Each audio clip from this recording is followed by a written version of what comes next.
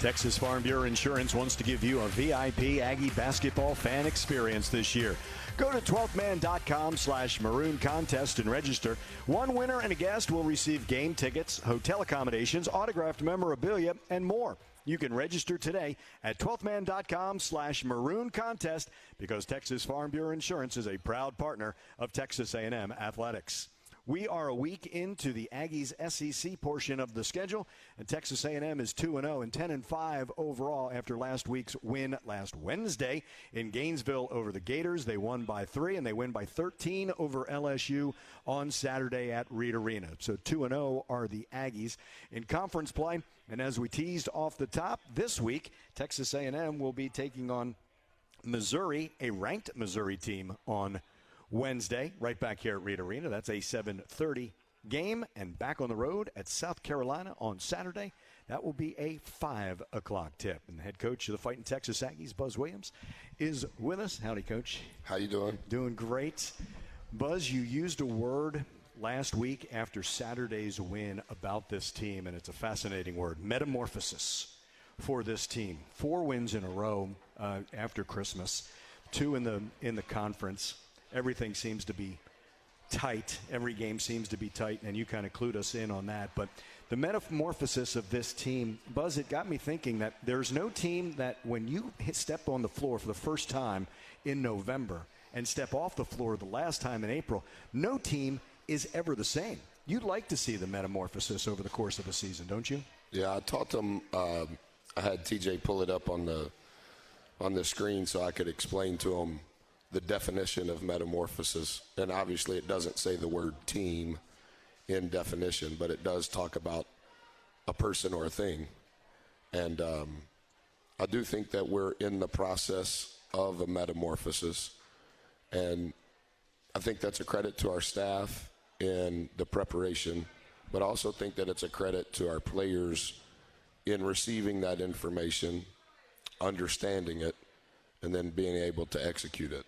The game gets so short, and the value of a possession is increased when you get to conference play, and the shortness of the game will only continue, and the value of the possession will only continue to increase. And so you can't stay the same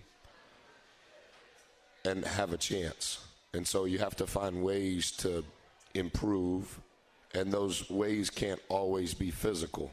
Because when you're playing 18 consecutive games over 9 weeks, with half of those including travel, you're not going to be able to practice at the same rate.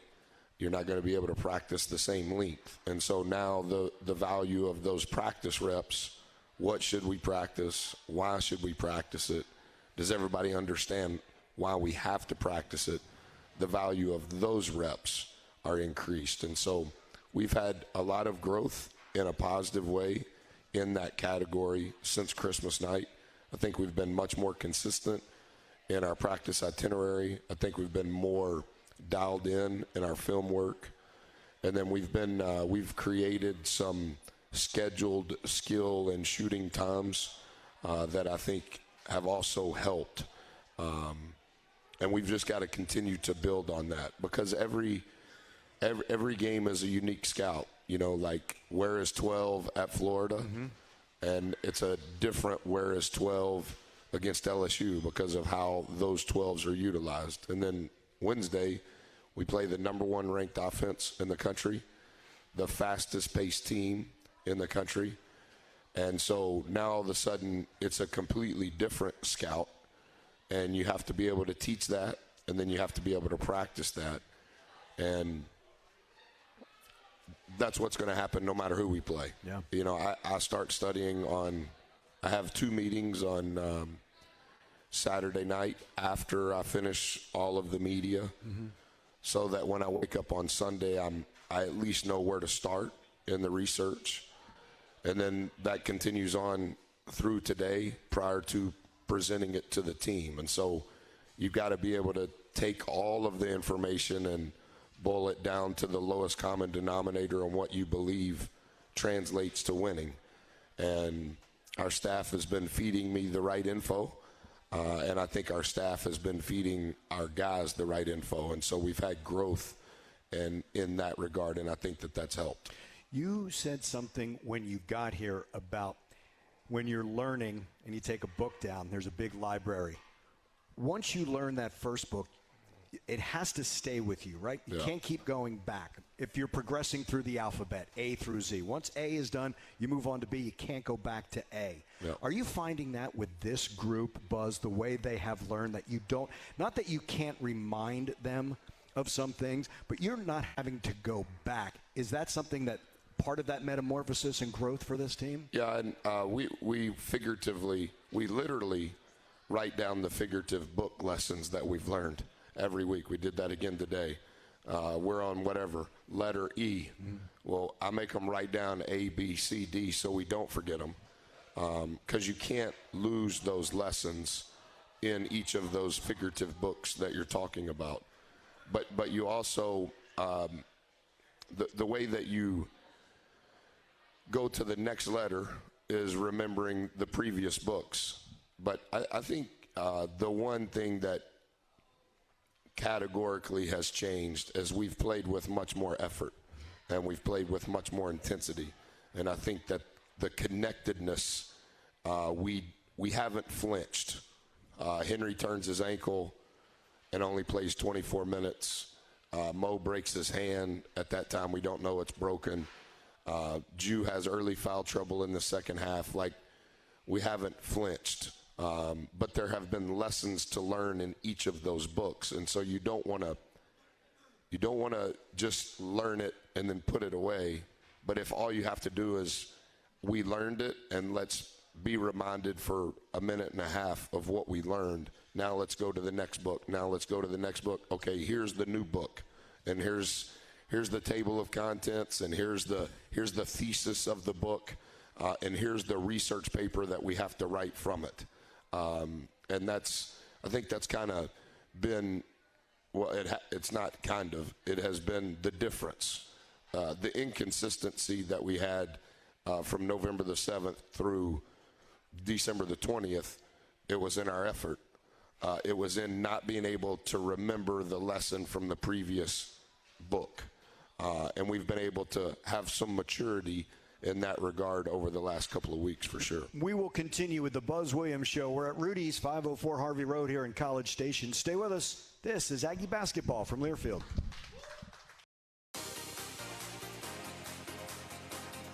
All Hands Craft Cocktails is a new bar-strength canned cocktail made with 6 times distilled vodka and 10% ABV to make sure you never have to sacrifice the quality of your drink. All Hands Craft Cocktails, founded by Aggies and a proud partner of Texas A&M Athletics.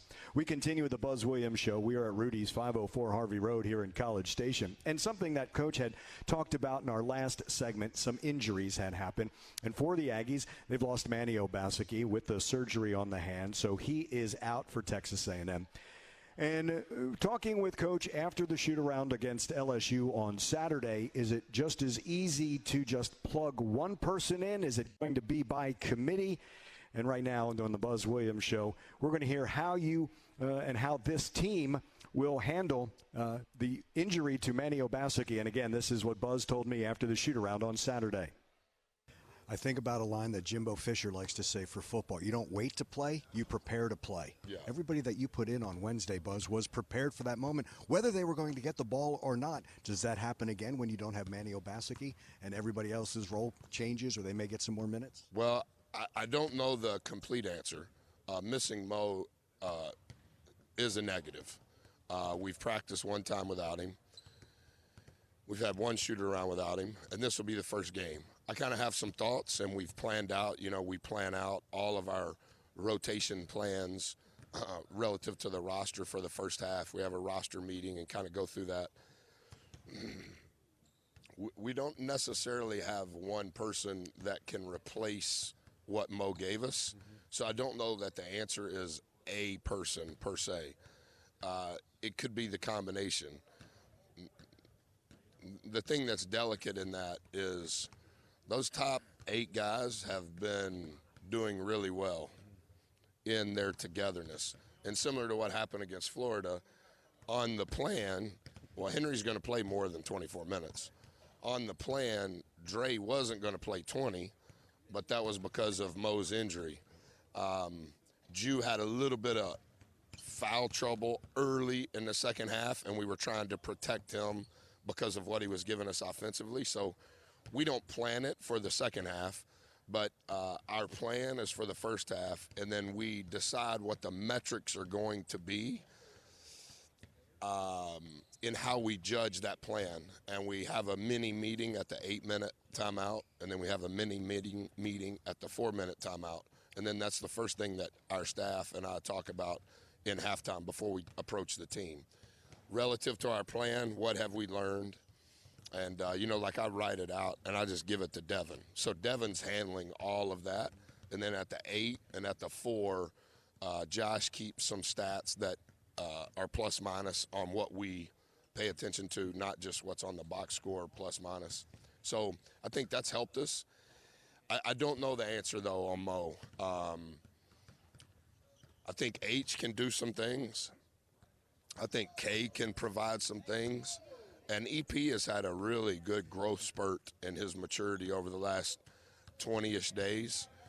But I don't know that we're going to have the possessions or the minutes to let's try all three of those guys. Having said that, like I said in the roster meeting, this is going to be a 6-week deal. So this is not a one-game deal. So we've got to figure out in practice and in the games, time, score, momentum, which of those guys can eat those minutes, but the productivity. And I think each of those guys are different on both ends, right? Like what pick a guy can give us offensively is different than pick a guy can give us defensively. And I anticipate we will play against more zone today than we have all year. So now that variable changes the answer to my question even more. So I think kind of like what we did on the, whatever that, I call it the geek sheet, best of K, H, and EP. So, Dev, when you see that I wrote best of, it's going to be based on time, score, momentum, and at that moment in time, dead ball. Is it our ball? Are they in zone? Or have they been in zone? Is it their ball and we need a stop? And then when's the next media? Right? Like, can we buy, we bought 5 possessions in the second half that were unplanned with Dex, Dre. But we bought 5 possessions without Boots and without 4 on the floor when they were scheduled to be on the floor. Man, that's manna for heaven for 2 heavy minute guys that are so vital. And 5 consecutive times we got stops. Now, only one of those 5 times did we score. Right.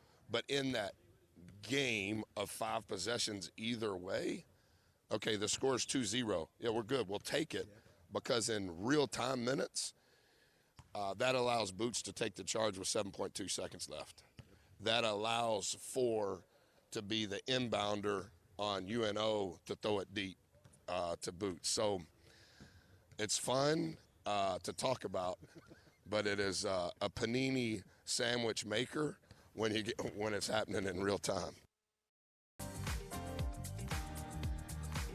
Not everyone is a morning person yet, but with Costa Vita's new breakfast tacos, everyone will be. Try our bacon, egg, and cheese, or specialties like the machaca beef and egg, or sweet pork, egg, and cheese. You can stop by our drive-thru any day from 7 to 10:30 a.m. Order online through the Costa Vita app or the Costa Vita website. Become a morning person at Costa Vita. This is the Buzz Williams Show. Sticking with Costa Vita, Holly got in touch with me, did not listen to the show or watch the show last Monday, but when I told her that Buzz referenced the breakfast tacos at Costa Vita, she said he is welcome anytime. You said it's in South College Station somewhere? Yeah, we're off Fitch, just off Fitch. I'm going to go out there at some point. What time do they open? 7. And I know that's late for you. It's early for everyone else, but I know it's late for you. But I will get Holly's information to Luke for you. So she's an Aggie. We can send somebody out there to buy them. But, 7's late for you. We're moving. Yeah, that's exactly right. We're moving by 7. This is the Buzz Williams Show. We are at Rudy's, 504 Harvey Road in College Station. Some news in case you had not heard. Julius Marble is the SEC Player of the Week. 17 points, 7.5 rebounds last week. 17 against Florida, 17 and 9 against LSU as the Aggies ended a 10-game losing streak against the Tigers. And, man, Julius, big men who can move, and he and Henry Coleman can certainly do that up the floor. They get rewarded, but it wasn't just the points, it was the rebounds. And, Buzz, we've talked about this. Anybody can rebound when the ball falls right to them. Yeah. He gets contested rebounds. He gets it in traffic when there's a whole lot of people. But the way he runs the floor, and he has been finishing, getting himself to the line as well, that's a well-deserved award for him. Yeah, I thought he was arguably the best prospect on the floor in both games on either team. When he can have the presence that he had on the glass, it changes our team. Up until this past week, he had just made an impact when he had the ball in his hands. And he is very skilled at the rim. He's very comfortable with the ball. Our team is very comfortable regardless of where he is on the floor with the ball. One of the things that I've been talking to him about over the last 10 or 12 days is, but let's say that you shoot 10 times. You're not, but let's just say you shoot 10 times, and let's say that it's a 70-possession game. Well, when we're on offense, the other 60 times, how are you impacting the game? And then when we're on defense, obviously you don't have the ball, so how are you impacting the game? He's a very ball-centric player, and normally guys that can score are ball-centric. But the next layer for his development is impacting the game when he doesn't have the ball. And the reason he was the best prospect was not just his rim shot percentage. The reason why he impacted the game was he was getting traffic rebounds on both ends of the floor. And we've hired a new free throw shooting coach. His name is Steve Rockefort. Mm-hmm. And it's a unique contract. His contract is based on free throw percentage. And so when good free throw shooters make free throws, that doesn't pay because they were good free throw shooters. You hire a free throw shooting coach for guys that are not necessarily known as good free throw shooters. And so it'll be unique in the GoFundMe era how Coach Rock does with his contract on average to below average free throw shooters. So if Coach Rock doesn't go on the trip, we know why. It could be correlated. Yeah. Could be correlated. You always break things down. And when you get into the numbers. After that one question at pregame, no wonder you needed to go to commercial. That's right. Goodness gracious. That's exactly.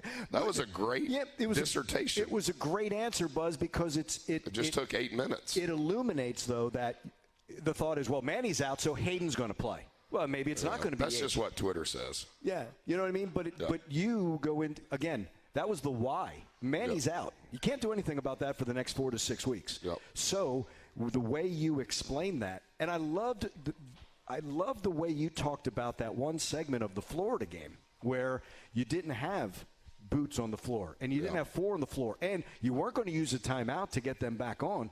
But even though the Aggies didn't score a lot, like you said, 2-0, the why of having him in real time on that bench allowed him to take a charge, allowed 4 to hit a floater in the guts of that game. It's hard to play without Boots or Dex. One of them needs to be on the floor, and our rotation is in accordance with that. And then you can't play with 4 off unless Boots is in. Mm-hmm. We tried it for I think it was 91 seconds. Josh told me earlier today.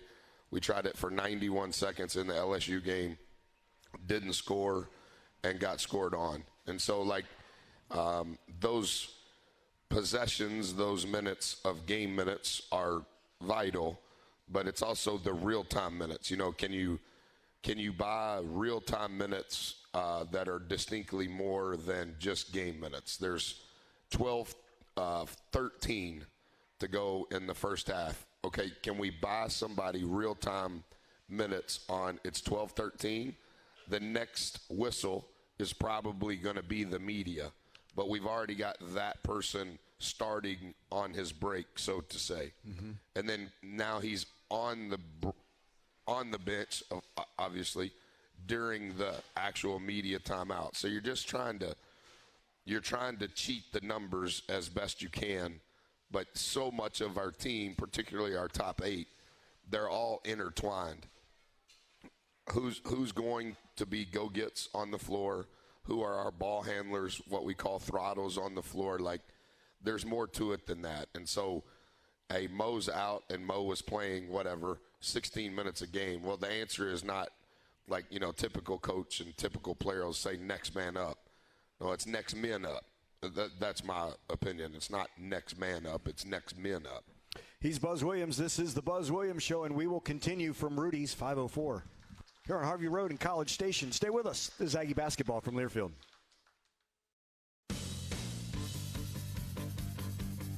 Basketball and barbecue lovers know the perfect brisket needs the right wood, and Rudy's smokes all their meats using their delicious signature rubs in 100% oak-fired pits. Get your real Texas barbecue fix today at Rudy's or on the web at rudys.com. We continue with the Buzz Williams Show here at Rudy's, 504 Harvey Road here in College Station. Here's what's ahead for the Aggies Wednesday night. Reed Arena, 7:30 is the tip. The Aggies taking on Missouri. Saturday at South Carolina, taking on the Gamecocks. That will be at 5 o'clock. A couple of new coaches. It's going to be weird to not see Conzo Martin on the sideline. It's going to be weird not to see Frank Martin on the sideline. Remember when you were the new guy? Yeah, it seems like an eternity ago in time, and I'm sure how I appear.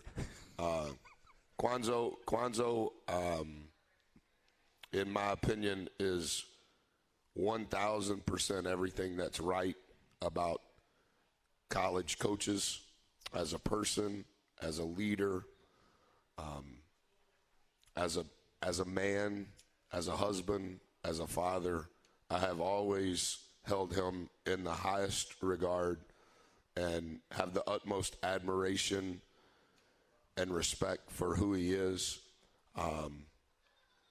His life story is so unique, and his fight for what is right and how he has progressed in the business is remarkable. It's a one-of-a-kind story. And I've stayed in consistent contact with him. As he's sitting out this year, he'll be offered every job that comes available, and he should be. And then I've known the other Coach Martin. We scrimmaged every year of my career until we were in the same league, which is when I came here. So every year I was at Marquette. Every year I was at Virginia Tech. He's the head coach at UMass, where his wife was a star track athlete and has done an incredible job. They won the Myrtle Beach exclusively because of how hard they played and how tough they are. It just speaks to how fragile the business is, right? Like, Kwanzo is from East St. Louis, and they should have billboards everywhere in St. Louis because of who he is and what he represents. And the same with Frank. He went to the Final Four at South Carolina, and it just speaks to the fragileness of all of this, that it's hard to keep a job. I know you're judged on wins and losses. Always. I get by the institution. Correct. And so you have to, if you're only doing it for the applause of men, you're probably going to fail. And if you're only doing it for the institution, at some point, because of the volatility of what we do, you're probably going to fail. In regards to those two men, I believe they do it for a different reason, and they will be held to a different standard in a different genre.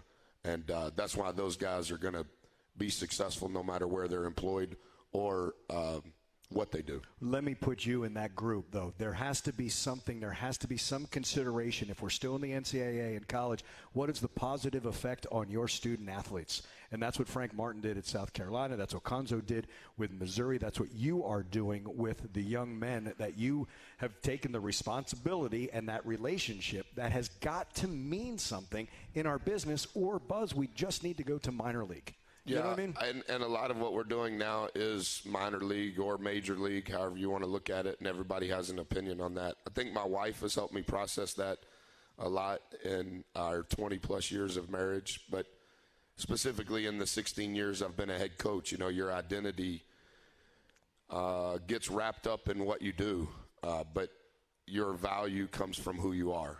And I think there's been a metamorphosis in my life as a husband, as a father, in regards to making sure that regardless of result and regardless of how I'm ridiculed or judged, that in the end it is the impact, and hopefully it's a positive impact that I have, not just on our players, but all of the people that are associated with Team Bus One, knowing that regardless of the result, if I'm only driven by the result, to me that's not true love. True love doesn't have an agenda.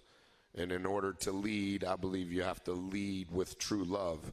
And you have to lead everybody. You have to care about the walk-on as much as you do the best player. And you have to have, hopefully, teach and inspire and impact the student manager just as much as you do the associate head coach. And so I'm more comfortable in my own skin specific to that.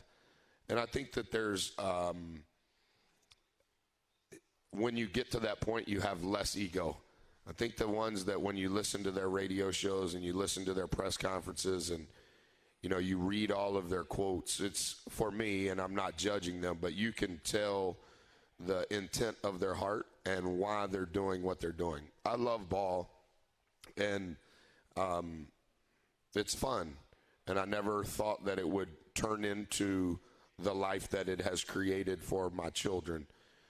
But I also know that those steps and stops and changes were orchestrated by somebody above me. Marquette's a top 10 job in the country, and when I went to Virginia Tech, everybody said that's career suicide. And then when I left Virginia Tech after going to the Sweet 16, everybody was saying, why would you take a bad job at a football school? And then they would say, oh, well, you're happy because you're going back home.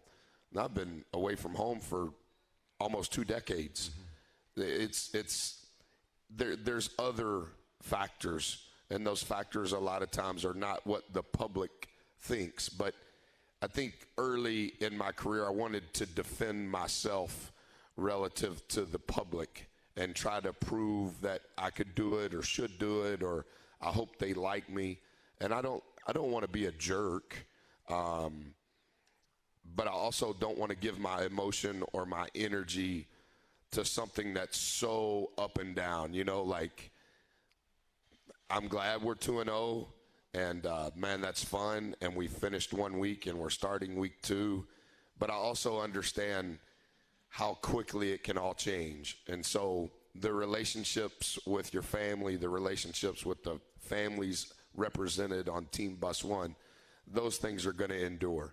And I'm just old enough now that some of those kids that I coached way back when, now they're adults and now they have kids. And so you kind of see things through a different lens. But there's a lot of different ways to be a coach, but there's not many different ways to have a positive impact on someone's life.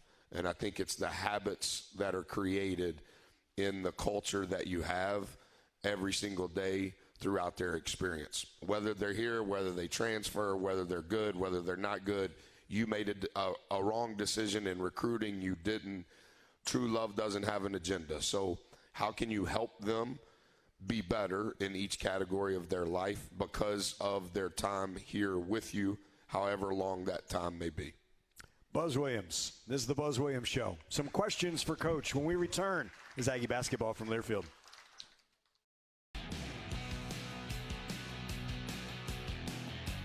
A reminder that Texas A&M Athletics has launched the free 12th Man Rewards program that thanks fans 13 and older for standing with the 12th man to create a home field advantage for our student athletes and coaches. You can download or log in to the 12th Man mobile app and create your 12th Man Rewards profile today. Attend events, get points, redeem rewards. For details, visit 12thmanrewards.com. We continue with the Buzz Williams Show. We are at Rudy's, 504 Harvey Road, here in College Station, and it is question time. Hey, Steve, just one thing from our second segment. Do you know if you ask some of these people here in the audience, they would tell you that their winning percentage is 80. I guess it's about 85% since they started attending one day before practices. They went so Friday. Maybe next week. Oh, they're going to show up one day before. So maybe next week we can have them on. Okay. Instead of playing something from pregame, let's just get 9 microphones and let them have a round table of how they've contributed to our winning at home. I told you a long time ago. Because I think that it's kind of starting to groundswell within the community that they've had to help out Buzz, and they show up the day before practice. And even our players today asked me, Coach, are your boys coming today? And I go, no, that's tomorrow, man. It's one day before. We can't let those guys come every day, can we? Hold on. I need to ask Kevin, how many headsets you got? Yeah. Yeah, we can handle it. I told you a long time ago. It says just the Buzz Williams Show. Just put a big microphone here, and they can just kind of lean around and talk. Next Monday. It's our next show. Steve wants to know, if you could start the season over, would you do anything different, or would you do it all the same? Yeah. No, I have a lot of thoughts on that. I gave too much grace for sure the first month of the season. I also think that I thought our team was more mature than they actually were. That's immature on my part. And then I think that I was giving away too many minutes out of 200 to try to figure out what the roster rotation should be come SEC play. And I think there were a lot of empty minutes that were given away by me. And I think there was a lot of me giving grace when grace was not called for at that time. And then I think some of it was me overestimating the maturity of our returning players. And that was immature on my part.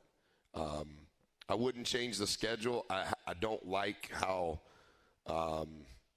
choppy it was in playing 2 after Christmas, but a lot of that we did on purpose. But I would for sure change some of the things that we did in practice. And I think it's also it's something I'll have to study in the off season, and we've already kind of started journaling some of the things that we'll need to study. But no matter what, half of your team is going to be new every year, and you got to hurry up and figure out who it is that can do what and when they can do it, and who should play together and what your style of play should be. You got to hurry up and figure that out.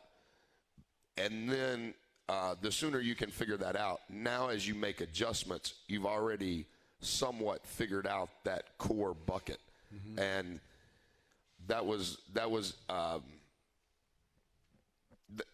not sensible on my part, and I think it's not every reason why we lost, but a lot of those inconsistencies in our effort, in the minutes we were doling out that you could argue hadn't necessarily been earned, is because I was trying to figure out what is it that we have. But when you're playing the schedule that we have, you don't really have those minutes to try to figure that out. And that's one of the reasons we're, as of this moment, January the 9th, that's one of the reasons we're in the position that we're in, and we're playing from behind on where we're trying to go. And that gives us very little margin over the next 8 weeks. Ian, your questions next segment. We'll take our final break and our final segment of this week's edition of the Buzz Williams Show. When we return, this is Aggie Basketball from Learfield.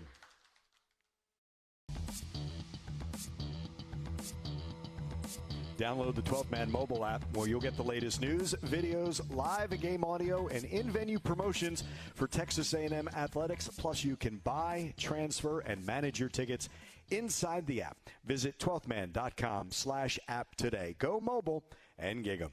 Final segment of the Buzz Williams Show for this Monday evening, for the Aggies take on Missouri on Wednesday at 7:30, South Carolina on Saturday at 5. Buzz, the question for me and Curtis is, what do you miss the most about your time at Navarro? Well, now that I'm old, what I miss is I got to watch somebody else being the panini maker every day instead of me. That would be what I would say.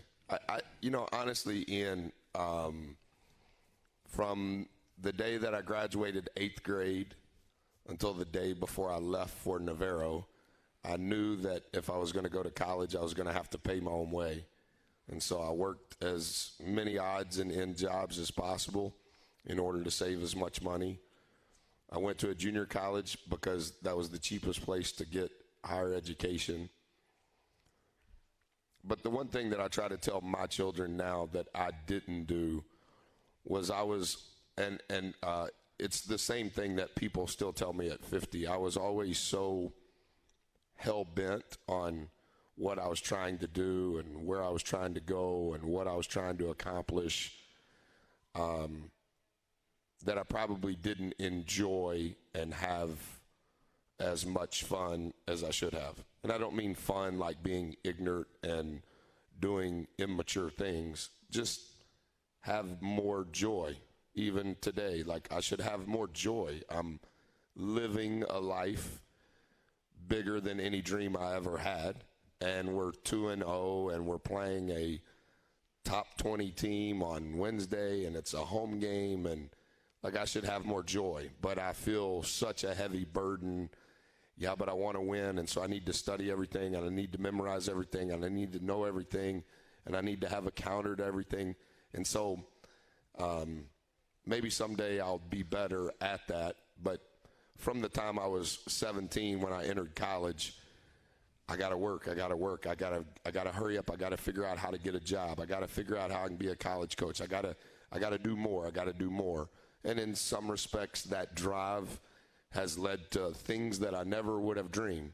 But just like most people say, your blessings can also be your curses. And I struggle with that a lot because they can be one and the same.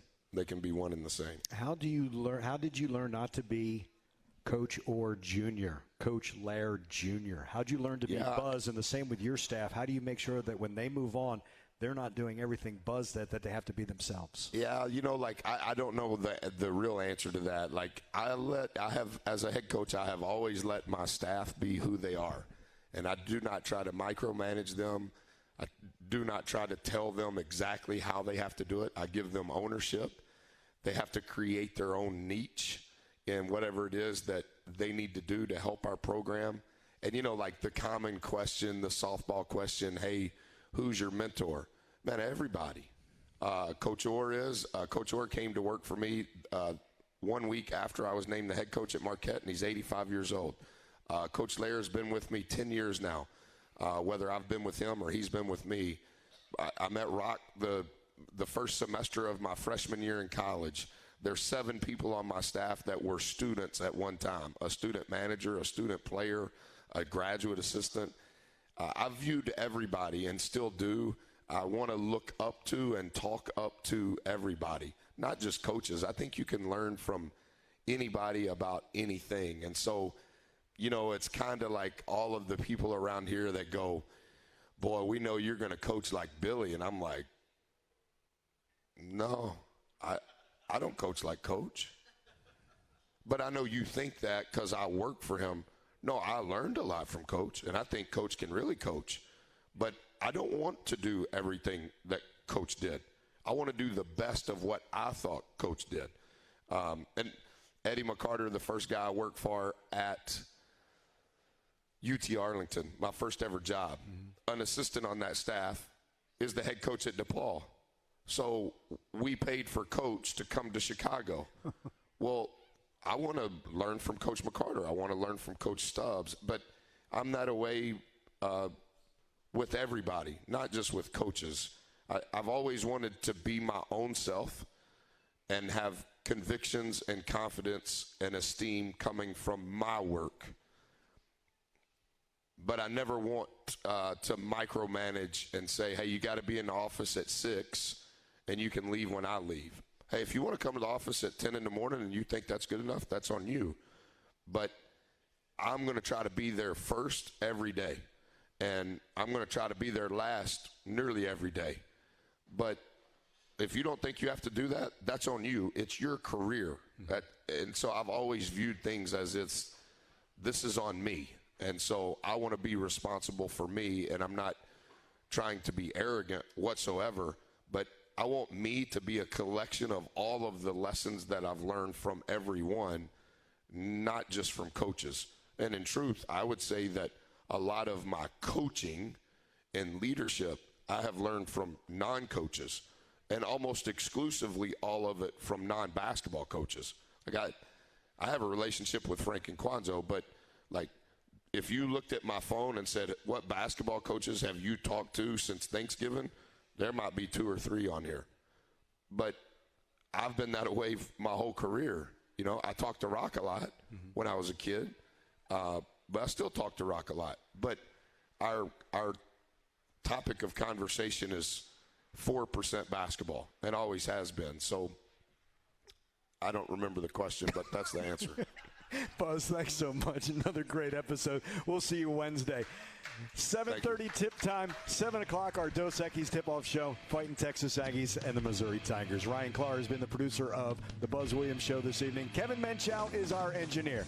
For Coach Buzz, I'm Andrew Monaco. We thank you so much for joining us. Thanks and gig 'em. This is Aggie Basketball from Learfield.